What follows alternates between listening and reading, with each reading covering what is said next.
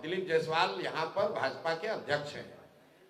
बिहार में पूरे देश में जितने भी साइबर के एक्सपर्ट हैं और जितनी दिलीप जायसवाल की ताकत है सब लगाकर जांच करवा लें।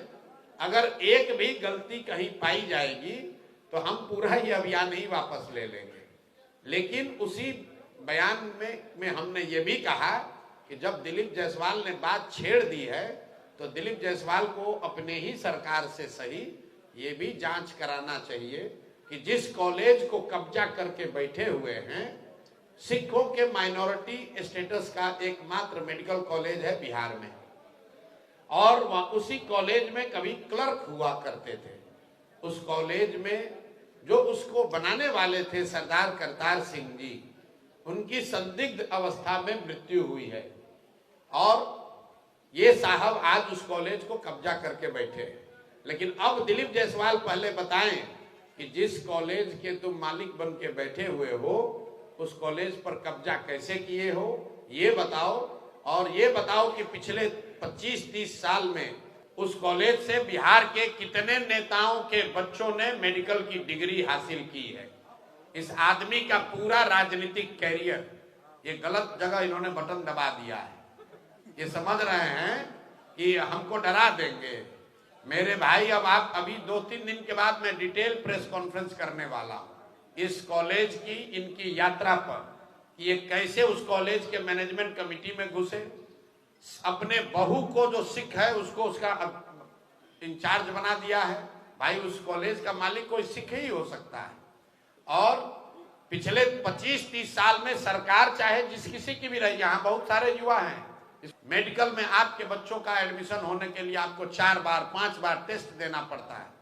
और ये जो कॉलेज है जो इनके अध्यक्षता में, इनके मार्गदर्शन में चल रहा है, इसमें बिहार से के कितने नेताओं के बच्चों ने, उनके भांजों ने, उनके भतीजों ने, उनके भाइयों ने मेडिकल की डिग्री हासिल की है। ये रिकॉर्ड दिलीप जायसवाल को जारी करना चाहिए। नहीं करेंगे तो हम जारी करेंगे कि आप देखिएगा कि कोई नेता किसी दल का बचेगा नहीं। कम से कम 50 से ज्यादा नेताओं को, ध्यान रखिए, 50 से ज्यादा अलग अलग दल के नेताओं ने अपने परिवार के से जुड़े हुए लोगों को उस मेडिकल कॉलेज के माध्यम से डॉक्टरी की डिग्री, मेडिकल की डिग्री दिलवाई है। और दिलीप जायसवाल का पूरा राजनीति इसी पर है। अब आप लोग जाकर पूछ लीजिएगा कि प्रशांत किशोर ने आरोप लगाया है, जो दम है वो कर लो। और इससे पहले एक और नेता थे, सर्वदलीय नेता, इनका नया नाम रखे हैं, इसका नाम है सर्वदलीय नेता। आप लोग, हम लोग सुनते हैं नेता लोग दल बदलता है, तो अशोक चौधरी ने उसका एक स्टेप आगे का रास्ता निकाल लिया। ये कहा दल क्यों बदले, सब दल में एक एक आदमी को रख लो, दल बदलने की जरूरत नहीं है। बाबूजी कांग्रेस में, बेटा जदयू में, बेटी लोजपा में, और दामाद खुदे से कहे कि आरएसएस भाजपा में। तो भाई कोई दल बचा नहीं। हमने कहा एक आरजेडी बचा है, उसमें भी परिवार का कोई रख दो कि कोई भी जनता कहीं वोट दे तुम ही रहोगे। तो ये 3 गो जो नेता है, ये दिलीप जायसवाल भाजपा का यहाँ अध्यक्ष, ये बताएं कि मेडिकल कॉलेज जिसके ये मालिक मुखिया बने हैं किस आधार पर वहां पहुंचे, करतार सिंह जी के साथ क्या हुआ, और उस मेडिकल कॉलेज में पिछले 25-30 सालों में कितने बिहार के नेताओं के परिवार से जुड़े हुए लोगों को मेडिकल की डिग्री दी गई। दूसरा, ये सर्वदलीय नेता अशोक चौधरी, ऑलरेडी मैंने कहा है कि इस आदमी, पूरा बिहार जानता है कि इन्होंने टिकट खरीदा है और ये मानहानि का मुकदमा किए हैं, तो यहाँ से लेकर सुप्रीम कोर्ट तक लड़ाएंगे। आजकल भागे भागे फिर रहे हैं। और तीसरा एक है मंगल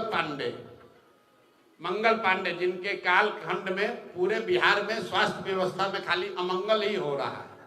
कोविड के बोला कि हमारा मंगल काल चल रहा है, हम बोल मंगल काल उसका खुद का चल रहा है। पूरे बिहार के लोगों का अमंगल काल चल रहा है। कोविड के जमाने में क्यों बोल रहे हैं समझ लीजिए, तीनों को क्यों चिन्हित किया है। ये दिलीप जायसवाल अभी राजस्व मंत्री थे। ये जो जितना लैंड का डिजिटाइजेशन हुआ है और सीओ बीडीओ के ऑफिस में जो भ्रष्टाचार फैला है, ये पैसा कौन ले रहा है भाई? सब आदमी कह रहा है बिहार में बहुत भ्रष्टाचार है, तो पैसा जा कहाँ रहा है? ये पैसा जा रहा है नीतीश कुमार के उगाही मंत्रियों के पास। ये 3, 4, 5 जो मंत्री है, यही सब लूट रहा है अफसरों के जरिए, व्यवस्था के जरिए। और प्रशांत किशोर जन सुराज इन लोगों से डरने वाले नहीं है।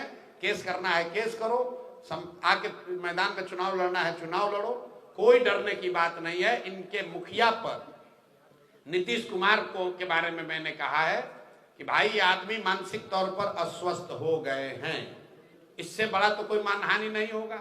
हम कह रहे हैं कि मानसिक तौर पर आप स्वस्थ नहीं है, भैया आपको तो पहले जाकर हम पर मानहानि करना चाहिए, केस करना चाहिए कि प्रशांत किशोर गलत बोल रहे हैं, नीतीश कुमार मानसिक तौर पर स्वस्थ है, प्रशांत किशोर गलत इल्जाम लगा रहे हैं। हम आपको कह रहे हैं कि बिल्कुल दावे के साथ कह रहे हैं कि नीतीश कुमार मानसिक तौर पर स्वस्थ नहीं है।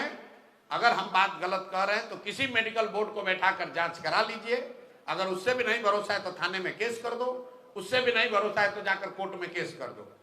हम डरने वाले नहीं हैं, सही बात सत्य को कोई डरने की जरूरत नहीं है। इनका पोल खुलने ही वाला है और जनता रोज देख रही है। इन लोग का आखिरी समय आ गया है राजनीतिक तौर पर, अब इनका किनारा करने का टाइम हो गया है।